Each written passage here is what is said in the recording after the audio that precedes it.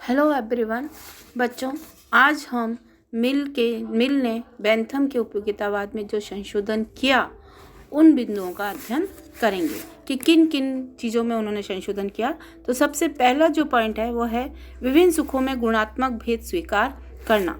Bentham सुखों में केवल मात्रात्मक भेद को स्वीकार करता है। जैसा कि मैंने आपको बताया, बेंथम का ये मानना था कि यदि सुख की मात्रा बराबर हो तो पुष्पिन नामक बच्चों का खेल भी उतना ही श्रेष्ठ है जितना कि काव्य पाठ। यानी काव्य पाठ में जो सुख मिलता है उसका वो और बच्चे जो गेंद खेलते हैं उससे जो सुख मिलता है वो उनकी श्रेष्ठता की दृष्टि से दोनों श्रेष्ठ हैं। कोई निम्न या शेष सुख नहीं है, दोनों बराबर हैं। लेकिन मात्रा का अंतर हो सकता है गेंद खेलने से क्षणिक सुख की प्राप्ति हो और काव्य पाठ से जो सुख मिले उसका मात्रा अधिक हो। तो इस तरीके से हम ये देखे थे कि बेंथम ने केवल मात्रात्मक अंतर को स्वीकार किया है सुखों में। इस प्रकार मिल का ये मानना है कि काव्य पाठ से प्राप्त जो सुख है और पुष्पिन नामक खेल से प्राप्त जो सुख है उसमें अंतर है। पुष्पिन नामक खेल से प्राप्त सुख निम्न कोटि का हो सकता है और काव्य पाठ से प्राप्त जो सुख है वो श्रेष्ठ कोटि का है।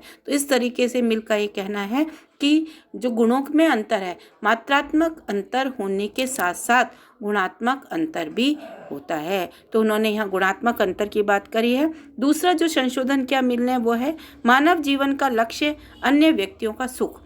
बेंथम निजी सुख को ही महत्व देता था। उसका ये मानना था कि व्यक्ति वही कार्य करेगा जिसमें उसको सुख की मिल रही है। यदि बेंथम ने कहा कि परार्थ का कार्य व्यक्ति कर रहा है और यदि उसमें उसको दुख मिल रहा है तो वो कार्य नहीं करेगा। इसका मतलब कहीं पर भी उन्होंने परोपकार और इस भावना को विकसित करने के अवसर व्यक्ति को नहीं दिए। निजी सुख की बात उन्होंने करी है, लेकिन बेंथम का ये मानना है कि दूसरों के सुख को अपना सुख मानना चाहिए और अपने जीवन का आधार दूसरों का सुख बनाना चाहिए, क्योंकि दूसरों के सुख में ही निजी सुख निहित है। तो बेंथम, जैसा कि मैंने आपको बताया, एक नैतिकता की बात करता था। उसने कहा कि यदि व्यक्ति मानव कल्याण का कार्य कर रहा है तो उसको करना चाहिए, क्योंकि उसका जो उद्देश्य है वो बहुत ही अच्छा है। परिणाम हो सकता है दुखद हो सकता है, उसको कष्ट हो सकते हैं, लेकिन अगर उसको आंतरिक अनुभूति हो रही है और उसको सुख मिल रहा है, आंतरिक सुख मिल रहा है, तो उसको वो कार्य करना चाहिए। तो इस तरीके से बेंथम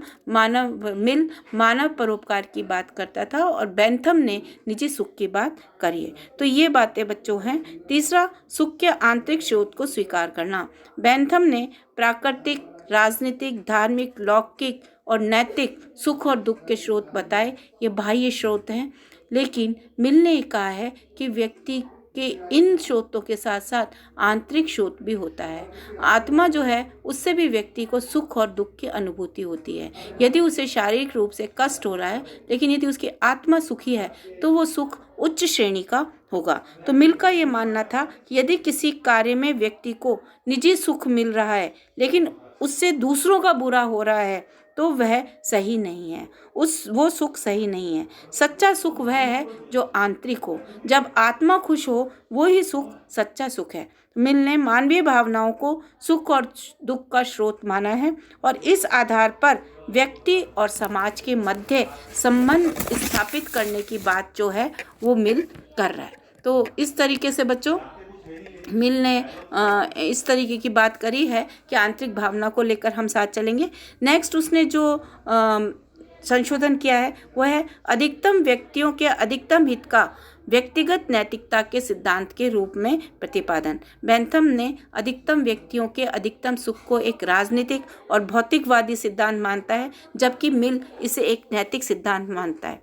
बेंथम के अनुसार कानून निर्माता के द्वारा सभी व्यक्तियों को सुख के समान समझकर कानून का निर्माण किया जाना चाहिए, लेकिन मिल के संदर्भ में स्थिति दूसरी है। वो ये कह रहा है कि दूसरे का कल्याण करना राज्य का भी उद्देश्य है कि वो व्यक्तियों का कल्याण करे और अच्छे कार्य वो करे, व्यक्ति स्वयं भी अच्छे कार्य करे, लेकिन कहीं उसका उसमें अहित हो रहा है, लेकिन उसको कष्ट मिल रहे हैं, लेकिन आत्मा उसकी यदि खुश है तो उसे वो कार्य करना चाहिए। तो इस तरीके से इसने अधिकतम व्यक्तियों के अधिकतम सुख की जो सिद्धांत है इसको एक नैतिक आधार पर बेंथम ने प्रस्तुत करने की कोशिश करी है, जैसा कि मैंने आपको बताया।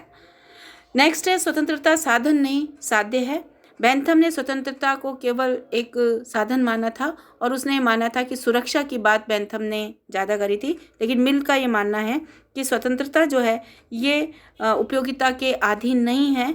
मिल स्वतंत्रता को साध्य मानता है और वो इसी रूप में व्यक्तिवादी है। वो व्यक्तिवादी व्यक्तियों को स्वतंत्रता देना चाहता है। उसका ये मानना है कि हर व्यक्ति को अपने विकास करने का, अपने व्यक्तित्व का विकास करने का पूरा अधिकार है। तो स्वतंत्रता के साथ कोई समझौता नहीं है, स्वतंत्रता को साध्य मानता है मिल। नेक्स्ट है इतिहास तथा परंपराओं का महत्व। बेंथम ने इस चीज़ को स्वीकार किया कि इतिहास और परंपराएं जो हैं उनका कोई महत्व नहीं है। बेंथम ने उपयोगितावाद को सार्वभौमिक सिद्धांत के रूप में स्थापित करने की कोशिश करी और ये कहा कि समस्त विषयों पर इसको लागू किया जा सकता है, समस्त समाज पर लागू हो सकता है। मिल यथार्थवादी है। उसका ये मानना है कि हर समाज की परिस्थितियाँ, परिवेश, देश काल परिस्थितियाँ अलग होती हैं और एक ही विचारों को हम सभी देशों पर, सभी समाजों पर आरोपित नहीं कर सकते हैं। तो इस रूप में यदि हम देखें तो ये उपयोगितावाद एक सार्वभौमिक सिद्धांत नहीं है। हमें उस समाज के इतिहास और परंपराओं को भी महत्व देना होगा, उनकी भिन्नता को स्वीकारना पड़ेगा, उनको समझना होगा। इस प्रकार मिल ने मानव जीवन के सम्मुख एक आदर्शवादी लक्ष्य रखकर विभिन्न सुखों में मात्रात्मक भेद के साथ साथ गुणात्मक भेद को भी उन्होंने स्वीकार किया और भारी तत्वों के साथ साथ मानवीय तत्वों को भी उन्होंने सुख और दुख के स्रोत का आधार माना।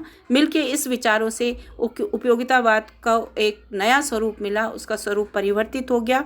और साथ ही साथ बेंथम सुखवादी भौतिकवाद उपयोगितावाद की बात करता है, लेकिन मिल जो है वो नैतिकवादी उपयोगितावाद की बात करता है। तो बच्चों, ये तो आज हमने पढ़ लिया कि मिल ने बेंथम के उपयोगितावाद में क्या संशोधन किए। नेक्स्ट क्लास में हम मिल के स्वतंत्रता संबंधी विचार और कार्य संबंधी स्वतंत्रता का अध्ययन करेंगे।